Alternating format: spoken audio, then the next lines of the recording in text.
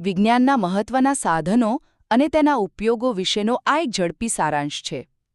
તમને ખબર છે, આપણી આસપાસની હવા, પ્રવાહી અને ખુદ આપણા શરીરની અંદર ચાલતી અદૃશ્ય પ્રક્રિયાઓને ચોકસાઈથી સમજવા માટે વિજ્ઞાને કેટલાક એવા અદ્ભુત સાધનો બનાવ્યા છે જે આખી અદૃશ્ય દુનિયાને સ્પષ્ટ આંકડાઓમાં બદલી નાખે છે.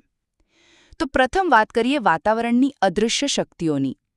હવાનું દબાણ માપવા માટે બેરોમીટર અને ભૂકંપની પ્રચંડ ધ્રુજારી પકડવા માટે સિસ્મોગ્રાફ વપરાય છે.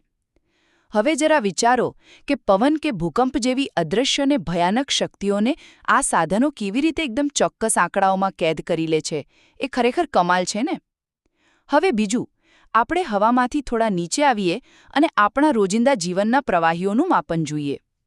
તમે રોજ સવારે જે દૂધ પીવો છો ને, એ ખરેખર કેટલું શુદ્ધ છે એ જાણવા માટે લેક્ટોમીટર જેવો નાનકડું સાધન બહુ જ મોટી ભૂમિકા ભજવે છે. એવી જ રીતે હાઇડ્રોમીટર કોઈપણ પ્રવાહીની ઘનતા, એટલે કે તે કેટલું ઘટ્ટ છે, તે એકદમ સરળતાથી માપી આપે છે.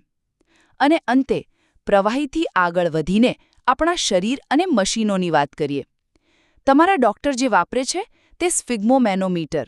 હા, નામ બોલવામાં ભલે થોડું અઘરું લાગે, પણ તે તમારી નસોમાં વહેતા લોહીના દબાણને તરત પકડી પાડે છે અને આકાશમાં ઉડતા વિમાનમાં વપરાતું અલ્ટિમીટર વિમાનની ઊંચાઈ માપે છે. મજાની વાત તો એ છે કે અલ્ટિમીટર પણ એ જ હવાના દબાણનો ઉપયોગ કરે છે જે આપણે પહેલા મુદ્દામાં બેરોમીટરમાં જોયું. વિચારો, ડૉક્ટરનું સ્ટેથોસ્કોપ હોય કે વિમાનનું અલ્ટિમીટર, બંને એકદમ અલગ હોવા છતાં આ અદૃશ્ય સંકેતોને પકડીને આપણને સુરક્ષિત જ રાખે છે. આખરે આ બધા સાધનો માત્ર કોઈ નિર્જીવ યંત્રો નથી, પરંતુ આપણી આસપાસની આ અદૃશ્ય દુનિયાને સ્પષ્ટ રીતે જોવા માટેની વિજ્ઞાનની આંખો છે.